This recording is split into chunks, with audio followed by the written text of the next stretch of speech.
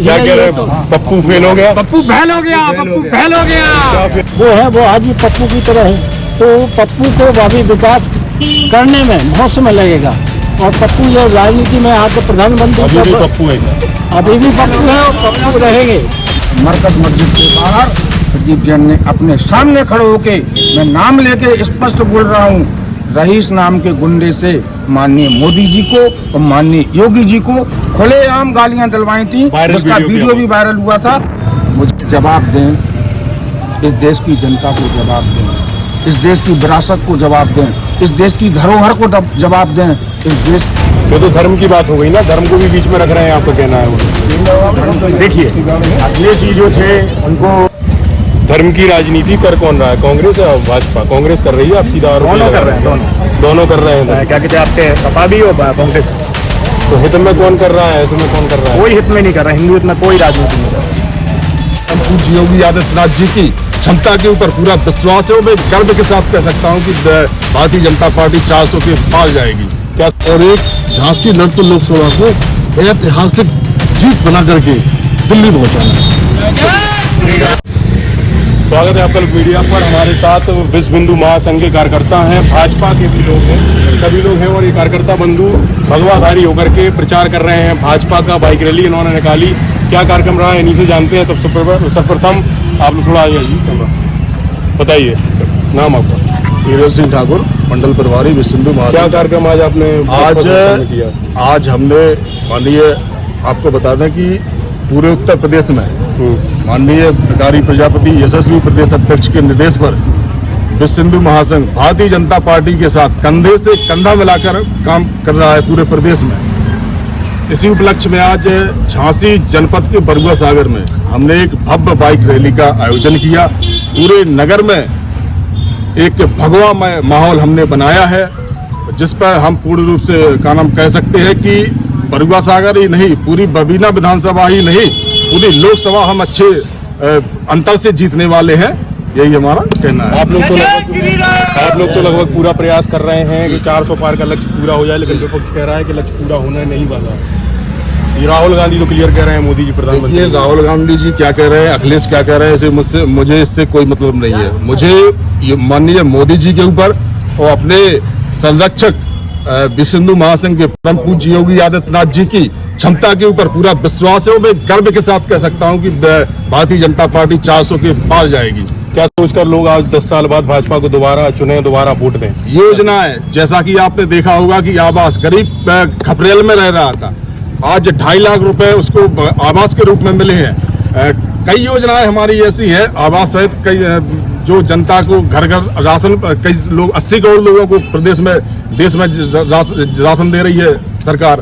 तो ऐसी कई योजनाएं हैं जो जनता को सीधे सीधे बिल्कुल लाभ पहुंचा रही हैं। इन्हीं योजनाओं के आधार पर हम 400 पार करने जा रहे हैं। इस बार सभी कार्यकर्ता अनुराग शर्मा का समर्थन कर रहे हैं। बिल्कुल। मैं दिनेश प्रसाद मिश्रा, आज विश्व हिंदू महासंघ के नेतृत्व में मंडल प्रभारी माननीय श्री हीरो सिंह ठाकुर के नेतृत्व में आज एक मोटरसाइकिल रैली का अब आयोजन किया गया, जिसमें बरुआ सागर के सम्मानित जनता से विनम्र अनुरोध किया गया कि आने वाले 20 तारीख को सभी लोग मिलकर के मतदान का खुलकर प्रयोग करें और राष्ट्र हित में, देश की प्रगति में अपना पूर्ण योगदान दें, जिससे कि राष्ट्र और देश और आगे बढ़े। हमारे जो प्रत्याशी हैं माननीय श्री अनुराग शर्मा जी, उनको प्रचंड बहुमत से सभी को मिलकर के विजयी बनाना है और एक झांसी लड़ते लोकसभा को ऐतिहासिक जीत बना करके दिल्ली पहुंचाना है। बताइए सर, क्या लगता है इस बार लक्ष्य पूरा होने वाला है? इस बार लक्ष्य पूरा होने पर पूरा विश्वास है और उसका कारण ये है कि सबका साथ, सबका विकास, सबका विश्वास। क्योंकि नरेंद्र मोदी ने जो भी योजनाएं दी है वो केवल जात पात के आधार पर नहीं दी है, किसी धर्म के आधार पर नहीं, उन्हें पूरे राष्ट्र कल्याण के लिए और राष्ट्र निर्माण के लिए जो योजनाएं समाज में फैलाई है, जो देश में लागू की है, उससे हर जनता का खुश, हर आदमी खुश है। यहाँ तक कि 370 धारा हटाई है, वो भी इस कारण हटाइए कि हमारी मुस्लिम माँ बहनें हैं, वो भी अंदर से बहुत प्रताड़ित पीड़ित रही हैं। उनको आज जो है समाज में खुलकर आने का, अपना बात रखने का और अपने जीवन निर्वाह करने का एक मौका मिला है। इस तरह की कई योजनाएं हैं जिनके बारे में पूरा देश जानता है। पूरा संविधान बदलने की बात चल रही है, देखिए ऐसा है, संविधान बदलने की बात है, ये जो है 36 बार कांग्रेसी लोग संविधान बदल चुके हैं, लेकिन संविधान बदलने की बात एकदम झूठी है। और झूठी इसलिए है क्योंकि आपने साहिबाना प्रकरण का आपने सुना होगा, तो साहिबाना प्रकरण में भी उन्होंने सुप्रीम कोर्ट का जो जजमेंट है वो भी बदल दिया। ऐसा कई बार जो है भारतीय जनता पार्टी करने वाली नहीं है। संविधान जैसा है वैसे ही रहेगा, किसी तरह का कोई आचरण में परिवर्तन नहीं होगा। ये लोग ही चाहते हैं, जिस तरह से इन लोगों ने अल्पसंख्यकों को आज तक अंधेरे में रखा है और वोट बैंक की तरह इस्तेमाल किया है, वो ये चाहते हैं कि इस बहाने हम ऐसा कुछ करें। दूसरी बात, जो अपने हरिजन और ये लोग हैं, उनके मन में भी दुनिया की जो गलत भावना फैलाई है, इसलिए फैलाई है कि वो अल्पसंख्यक जो वोट है, जो हरिजन वोट है, उन पर एकाधिकार रखे हुए थे और एकाधिकार रखने के माध्यम से वो जो है आज तक सत्ता में रहे और कोई काम नहीं किया। केवल जो है समाज में फूट डालो और राज करो की नीति उन्होंने अपनाई है। इस तरह से जो है आज गांधी का आप शब्द का उपयोग कर रहे हैं। गांधी महात्मा गांधी थे, महात्मा गांधी के बाद कोई गांधी पैदा नहीं हुआ। गांधी का नाम रखने पर अगर आप जो है 70 वर्ष काम करते रहे, 70 वर्ष में आपने कोई विकास नहीं किया, तो क्या ऐसा मतलब होता है? वास्तव में जो गांधी का विचार है, गांधी का जो संकल्प है, गांधी के जो कर्तव्य में पूरी कांग्रेसी भूल चुकी है और किसी भी स्तर पर वो गांधीवादी में नहीं रहे हैं। इसलिए इन लोगों का पूरा ढकोसला है। और राजीव गांधी का क्या कहना, उनका, राहुल गांधी का, उनका नाम शुरू से पप्पू चला है। उनकी बुद्धि में कोई विकास नहीं हुआ। आपने देखा होगा संसद में भी उनने आंख मारने का काम किया। इस तरह से उनकी जो एक्टिविटी है, जो उनके ये वो है, वो आज भी पप्पू की तरह है। तो पप्पू को भावी विकास करने में बहुत समय लगेगा और पप्पू ये राजनीति में आकर प्रधानमंत्री अभी भी पप्पू है क्या? अभी भी पप्पू है और पप्पू रहेंगे, क्योंकि उन्होंने जो है अपनी सोच को नहीं बदला, अपने में विकास नहीं लाया। जब वो संसद में आंख मार सकते, गलत इशारे कर सकते, उससे ज्यादा बड़ा पप्पू कौन हो सकता है? क्या कह रहे हैं? पप्पू फेल हो गया, पप्पू फेल हो गया, पप्पू फेल हो गया। क्या फेल हो गया? 4000 किलोमीटर की यात्रा कर रहा है पैदल, कैसे फेल हो गया? कैसे फेल हो गया? यात्रा करते करते बीच में से थाईलैंड चला जाता है पास होने के लिए। आपको मंत्री अच्छी तरह से पता होगा। देखिए, जहाँ तक पप्पू की बात है तो उसके बारे में बात करना अपना समय व्यर्थ करना है। हम लोग यहाँ पे बाइक रैली के माध्यम से जनता को जागरूक करने का प्रयास कर रहे थे। हम आम जनता को ये बताने का प्रयास कर रहे थे कि वही कांग्रेस पार्टी है जिसने तमाम प्रतिबंध लगाए हिंदू समाज के ऊपर और हिंदू समाज का हमेशा दमन और अत्याचार करने का काम किया। इन्होंने ही सबसे पहले आपातकाल लगाई। आपातकाल लगा के चोरी से रात के अंधेरे में संविधान में उन्होंने धर्मनिरपेक्ष शब्द जोड़ा। आपातकाल लगा करके इन्होंने तुष्टीकरण इतना किया कि केवल हिंदू, जैन, बौद्ध, सिख, इन्हीं का इन्होंने नसबंदी पकड़ पकड़ के कराई। आप भी अपने माता पिता के दादाजी से जाके पूछ लेना तो 1975 के दौर में इसी कांग्रेस सरकार ने हिंदुओं को पकड़ पकड़ के, नए नए बच्चों को, वृद्धों को पकड़ पकड़ के नसबंदी कराई थी। किसी भी मुस्लिम की नसबंदी नहीं कराई। इनकी तुष्टीकरण का आलम 2013 की मैं एक आपको घटना सुनाता हूँ।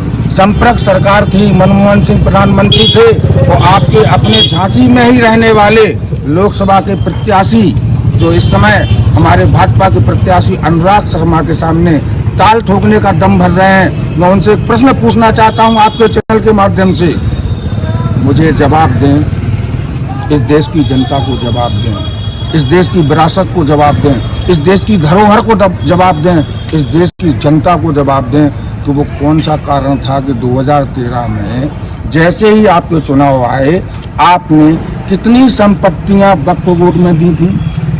क्या उस समय प्रदीप जैन जी जो आज विपक्ष के प्रत्याशी हैं कांग्रेस में थे संसद में या नहीं थे? उन्होंने भारतीय संपत्तियों को किस अधिकार से वक्फ बोर्ड में दिया? ये प्रश्न मैं विपक्षी पार्टी से आज पूछना चाहता हूं आपके चैनल के माध्यम से। बहुत बड़ा सवाल है। दूसरी बात, एक और मैं मुद्दा आपको बताना चाहता हूं। 2022 के चुनाव में आपको अच्छी तरह से याद होगा, आपका विपक्षी का प्रत्याशी अपने आप को कहता है कि मैं सरल स्वभाव का हूं। जिस व्यक्ति को इतना भी मालूम नहीं है के कानून की शपथ कैसे ली जाती है, शपथ का पालन कैसे किया जाता है, संविधान क्या होता है, अच्छी तरह से याद कीजिए। हम सभी भाजपाइयों को, हिंदुओं को दिल में ठेस लगती है। 2022 में झांसी की मरकज मस्जिद के बाहर प्रदीप जैन ने अपने सामने खड़े होके, मैं नाम लेके स्पष्ट बोल रहा हूँ, रईस नाम के गुंडे से माननीय मोदी जी को और माननीय योगी जी को खुलेआम गालियां दिलवाई थी, जिसका वीडियो भी वायरल हुआ था। आप लोगों ने, समस्त पत्रकारों ने अपने अपने चैनलों के माध्यम से इस खबर को दिखाया था। उस खबर के बाद एक सच्चाई आती थी, सफाई आपके विपक्षी प्रत्याशी की। सफाई में वो ये कह रहे थे कि मैं इसलिए चुप रहा था कि मुझे लगा पहले वो मुझे ही गालियां दे रहे हैं। अरे भाई, क्या बेवकूफ समझ रखा है जनता को? आपको गालियां अगर वो दे रहा होता आप सामने खड़े होते। भूतपूर्व कैबिनेट मंत्री, पुलिस में रिपोर्ट भी नहीं लिखाई। तो ये आपके सामने हम लोगों ने इस बाइक रैली के माध्यम से आपको, आपके बारे में, आपके प्रत्याशियों के बारे में जनता को बताने का प्रयास किया है कि आप किसी के छलावे में ना आए। एक बार पहले भी आप छलावे में आ चुके हैं। भारतीय जनता पार्टी ने माननीय मोदी जी के नेतृत्व में, अनुराग शर्मा जी के प्रयासों से झांसी ही नहीं पूरे बुंदेलखंड में विकास का अंबार लगा दिया है। एक तरफ आप देखिए बबीना क्षेत्र में 14,000 करोड़ के आसपास की करीब जल की योजना है, हर घर नल के माध्यम से। दूसरी तरफ एशिया की सबसे बड़ी योजनाओं में से एक बीड़ा आपके झांसी में है। ये हमारे लिए सौभाग्य का प्रश्न है। आज हम केवल यही आप सभी के माध्यम से भारत की जनता से, झांसी क्षेत्र की जनता से यही अपील करना चाहेंगे कि देश की विकास की खातिर, देश के सम्मान की खातिर, राष्ट्र के विकास की खातिर, राष्ट्र की इज्जत की खातिर, संस्कार, रीति रिवाज और सनातन धर्म की खातिर भारतीय जनता पार्टी, मैं दीपक त्रिपाठी जी ने बहुत बड़ी बातें कही, बहुत बड़ी प्रत्याशी ने बात कही। और भी जिलाध्यक्ष जी हैं विश्व हिंदू महासंघ के, ये भी कुछ कहना चाहते हैं। आज हम लोग ने बुधवार सागर में बाइक रैली अनुराग शर्मा झांसी के प्रत्याशी जो है उनके समर्थन में निकाली है। और हमारे प्रदेश के प्रदेश अध्यक्ष भिखारी प्रजापति के आह्वान में तो जो हम लोगों को उत्तर प्रदेश में 80 में से 80 सीटें भाजपा को दिलाना है, ये हम लोग का आह्वान वो है। और मैं एक चीज़ कहना चाहता हूँ, जो समाजवादी पार्टी के राष्ट्रीय अध्यक्ष अखिलेश जी हैं, उनको हमारे कल्याण सिंह जी जब खत्म हुए थे तो उनका बंगला बगल में था, वो वहाँ पर उनकी में नहीं गए। आज मुख्तार अंसारी खत्म हुए, उनके यहाँ वो गए। क्या इसका मैसेज बताइए?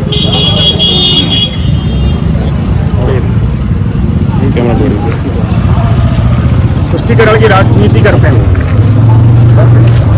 कांग्रेस वालों के लिए कह रहे हैं जी, समाजवादी पार्टी हो या कांग्रेस हो, दोनों का गठबंधन है, दोनों के लिए। ये तो धर्म की बात हो गई ना, धर्म को भी बीच में रख रहे हैं, आपका कहना है वो। देखिए, अखिलेश जी जो थे उनको कल्याण सिंह के यहाँ जाना था, वो नहीं गए। अच्छा जी। और यहाँ आपके तुष्टीकरण की राजनीति हिंदू मुस्लिमों को बीच में करके यहाँ दिखाते हैं कि वोट के लिए कि हम आपके साथ हैं, आपके साथ हैं, मगर वो हमारे साथ नहीं। धर्म की राजनीति कर कौन रहा है, कांग्रेस या भाजपा? कांग्रेस कर रही है, आप सीधा दोनों कर रहे हैं, दोनों कर रहे हैं। क्या कहते हैं आपके सपा भी और कांग्रेस? तो हित में कौन कर रहा है, तुम्हें कौन कर रहा है? कोई हित में नहीं कर रहा, हिंदू हित में कोई राजनीति नहीं कर रहा। चलिए, बहुत बड़ी बात कह दी जिलाध्यक्ष जी ने भी। और सभी लोग यहाँ पे हमारे साथ विश्व हिंदू महासंघ के थे, बीजेपी कार्यकर्ता भी यहाँ थे। भाजपा का बहुत तगड़ा माहौल बनाने का ये प्रयास कर रहे हैं। देखते हैं आगे अगले 2 दिनों में क्या होता है। लगातार बने रहिए ऐसे ही सारी डिबेट्स के साथ। मैं हूँ प्रथम श्रीवास्तव।